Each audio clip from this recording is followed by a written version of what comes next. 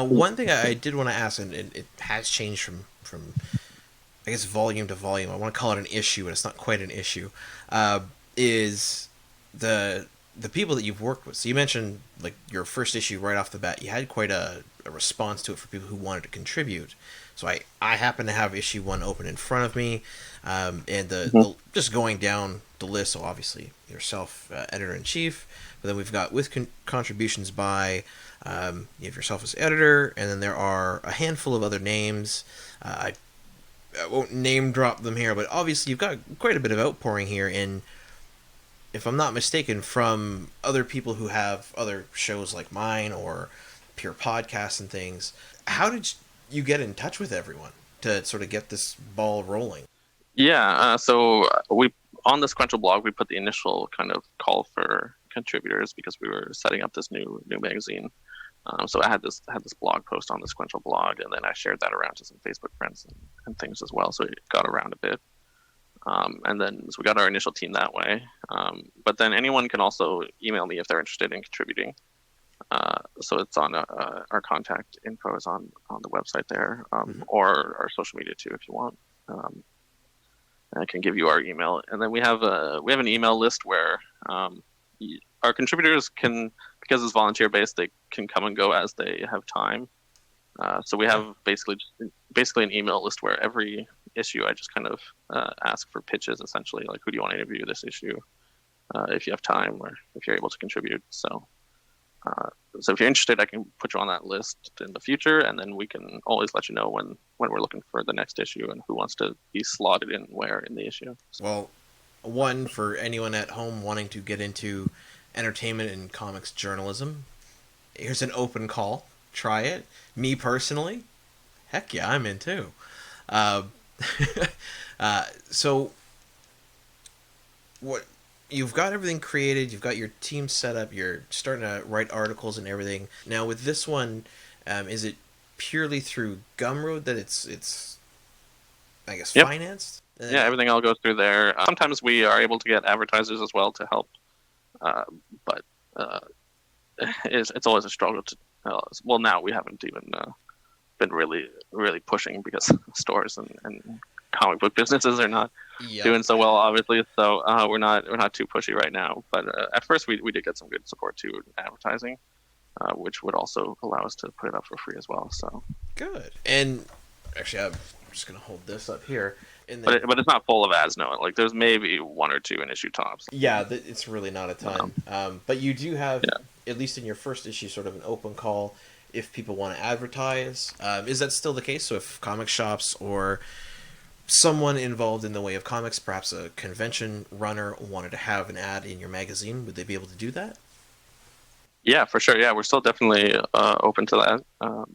But as I said, we're not going to be hounding people at this time of the world. But if you are somehow really interested, or even in the future down the road too, you can always reach out to us, and we'll see what the opportunities are. It could also depend on the timing though too. If you're talking about events, it depends on when the issue comes out, whether it's beneficial or not. That's fair, yeah, especially because you're running seasonal as opposed to like a monthly thing. Yeah, so I think our best case would be if the creator wanted to promote. Well, creators is a tricky thing because the whole point of the magazine is to promote them for free, essentially. But if a larger publisher or something wanted to advertise a book, maybe that would be reasonable. And then and we'll clearly say that it's an advertisement. And then if there's already any other like online related comic book businesses, that might be the best too, because we sell more digital issues because they are free or pay what you want than physical issues. So we can reach broadly to readers around Canada. So if you have an online based business that's related to comic books, that would probably be a really good fit too. Boom, there we go. I love it. Now, to talk about the magazine itself, like the physical magazine, so you've gone from running the wiki, you've worked with the people at the Sequential Pulp. Why did you finally settle on like a physical magazine? And how has that been, like that format, compared to what you and your team have worked with in the past. I guess the point of doing a magazine compared to just more blog posts is I just find it more entertaining. Like it's easier, more interesting to read a magazine article than just a blog post. So the idea is that our blog posts are more shorter, digestible, just quick reads. And then if you really want to go more in depth with a creator or something, then a magazine interview would be a better format, and we can show off the art at the same time, kind of tie it all together in a creative way, kind of engaging. So I think it's just a more interesting format for longer pieces than trying to do a really long blog post. But like I said, for some of those more timing related things, we will cover on the blog as more breaking news or event related coverage. Whereas the goal of the magazine is to be a little more timeless, a little less, hey, I'm promoting this comic that's coming out next week. More of just, what have you done, in your career? How did you get started? Those are the kinds of things that we ask to try to get reader. We want readers to get to know the creators a bit better too. So we want to be able to say that if you do see them at a convention after reading the article, you might have better things to ask them or talk about, right? So we're hoping to maybe facilitate some more in-person dialogue as well. So if you get to know them from the magazine, then you see them at a convention, you already know their background, you would already know what you might want to be interested in talking to them about in person. Because myself included, when I meet a new creator at a convention, whenever they resume, it's like if I've never seen them before, then obviously there's going to be a lot of that. But at least it kind of saves you some of those kind of basic questions of just like, what comics do you make? Why? Where are you from? What do you what do you do? So then once you get beyond those basic questions, you can have more meaningful conversations whenever you come across them at conventions. Oh, absolutely. And I think, for instance, one of the articles that you guys have put out that frankly blew my mind, I'm not going to lie, because, as mentioned, I've been going to Fan Expo for a long time, and at one of the Fan Expos that I went to, Gerhard was there, and I'd never heard of him before. I was just like, okay, it's this artist, it's a cool name, it didn't click for me because I didn't know the work, and having now read the interview that you guys did, which was, I believe it was 4 pages, it displayed some of his work beautifully, and it's insane work too. Like, the level of line work is near nauseating if you think about how long they would have had to spend to make that work, but it's so beautiful. It hit me because I'm a guy, I like to talk to people, I like to go through art. Yeah, there it is. And that giant cathedral that looks like a picture on camera, and I'll make sure I have a good clip image of it, that's a drawing. That's line work drawing. It just blows my mind. Yeah. In the digital issue, you can kind of zoom in a bit more. The print is kind of just fixed at whatever size it is, right? But it's still, if you do really look closely, you see the quality, obviously. But that's kind of one advantage of digital too, is you might be able to just kind of zoom in more a bit. But yeah, it's awesome. It's all line work. Like I guess you would say, like it's all hatching. He's a really master of hatching. So there's a lot of, all the gray tones are all different hatching techniques. There's another castle in this one, which I had a little fun with that one because I wrapped the words around the image, which hopefully isn't too annoying to read, but and it looks nice. But I honestly, when I was reading it, I thought, damn, it was really smart, because you could have just blocked it out and been like, here's a castle, and then the words just sort of uniquely, or could have just been like blocked around, but to wrap it, that was nice. Good touch, my man. Yeah, I do that if we have a nice character kind of image or something as well, I guess. Like in the issue 1, we had this nice soldier from our war that I did it onto. Yes, so it depends on, sometimes it depends on the images that I get from the artists and stuff, what I can kind of do with the layout. But you'll see, if you've only read the first issue, there was a few a few growing pains with the first issue. So if you've only ever read the first issue, then try to check out another one that might be a little more polished. But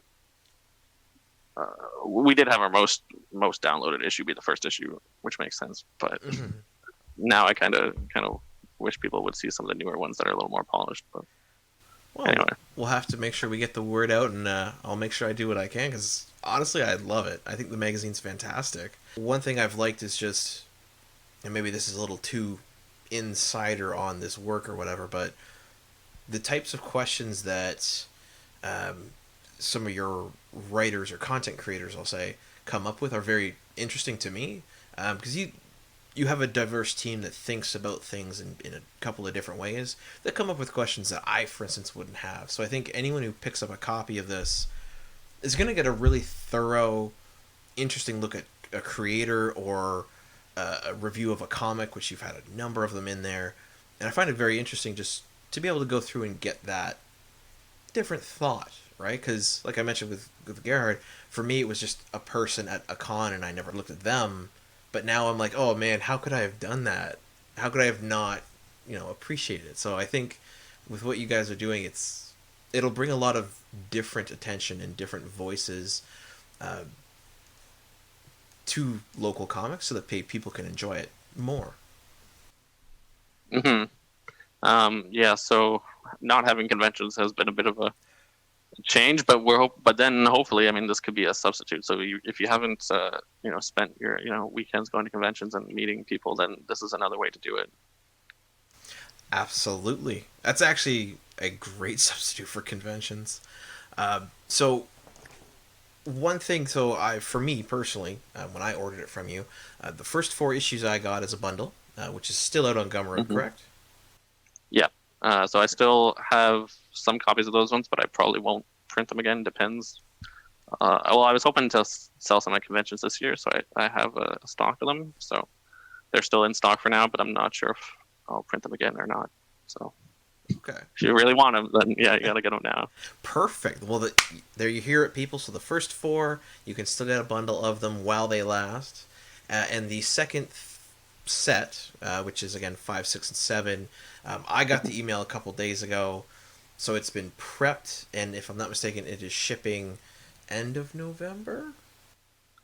Yeah, so I'll have to check the tracking number. They should be on their way to me now, and then I'll hopefully get them out in another week. But then with Canada Post, I don't know how long it'll take to get to people. So I'm Yeah. setting the expectation at the end of November is pretty likely. I'll be shipping them out like literally the middle of November. So once I get them, repackage them, then send them out again to everybody. So For sure. so I'm gonna say end of November should be pretty sure, but Perfect. maybe sooner.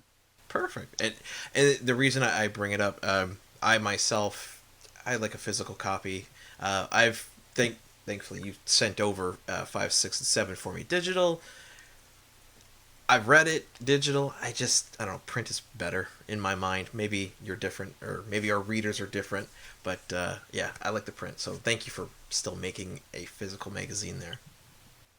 Yeah, and because again because Studio Comics is has a digital printing technology that can do low volumes, so it makes it possible for us at not too unreasonable of a cost or anything. So um, so yeah, thanks to them. If it wasn't for them, we would have to order like hundreds of copies, and it wouldn't be feasible. So um, and then we do still get more digital downloads because of the convenience, I guess. Yeah. And also because of the $0, I'm sure, like yeah, free but pay what you want version. So Hmm. um,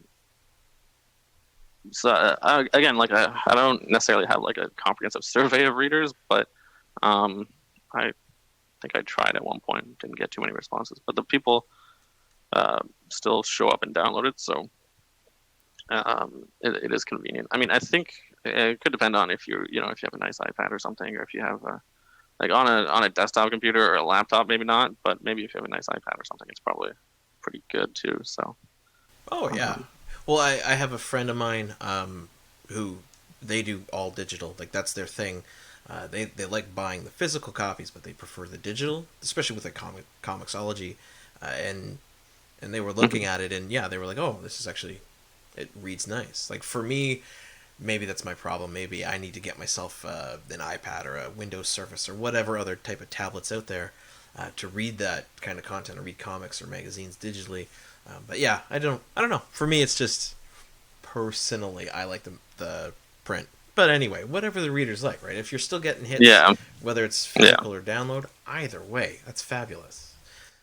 yeah. I mean, I actually did have a Surface for university, and I did the coloring. I did the coloring on the for the issue on it. So Oh, if you're nice. thinking of if you're thinking of maybe creating your own, that's an option. But also now the iPads have good pens as well. So for a while the Surface beat them to it, but then now there's the two options.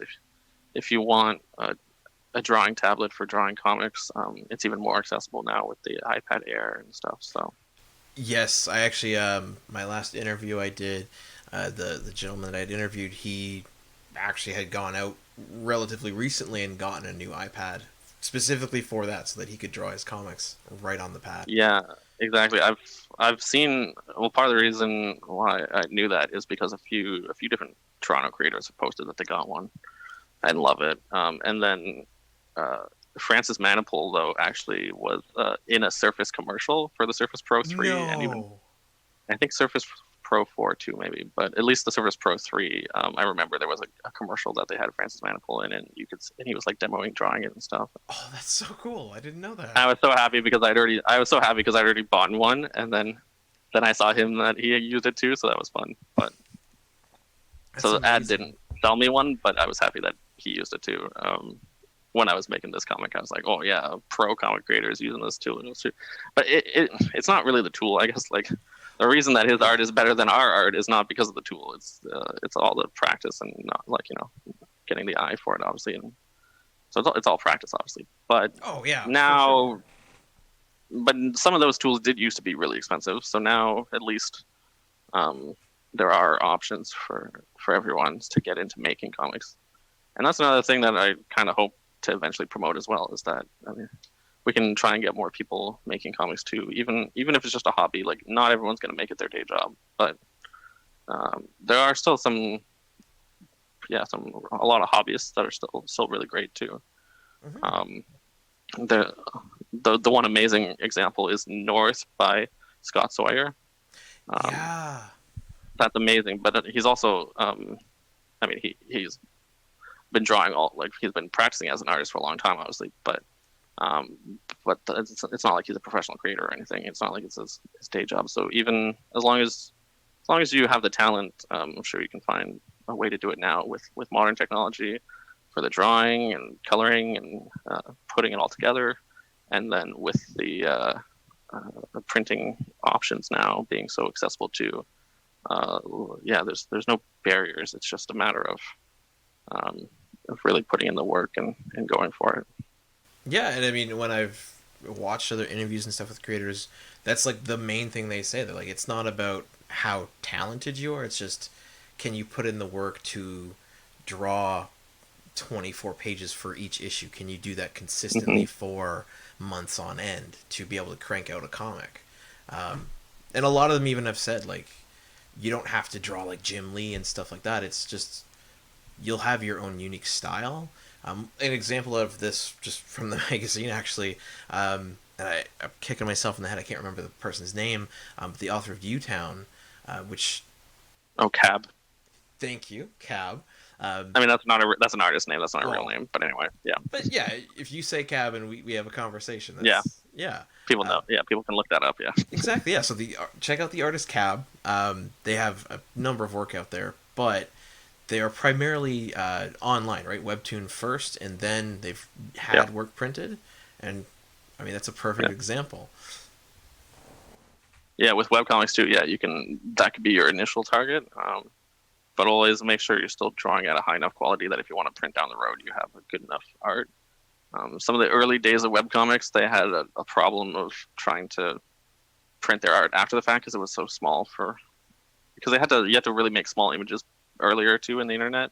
Mm. But now, I mean, you still need smaller versions of your art, but you should still have like a full size version. You can look like there's tutorials online. You can look up what kind of different sizes you may want, but uh, yeah, so you do want to still. So even if you want to focus on webcomic first and then eventually maybe print it, you still want to draw at a high enough quality that you have that original to go back to and back that up. Yes. Save it in 2 places or like one hard drive in the cloud or whatever. I don't know. You never know, but.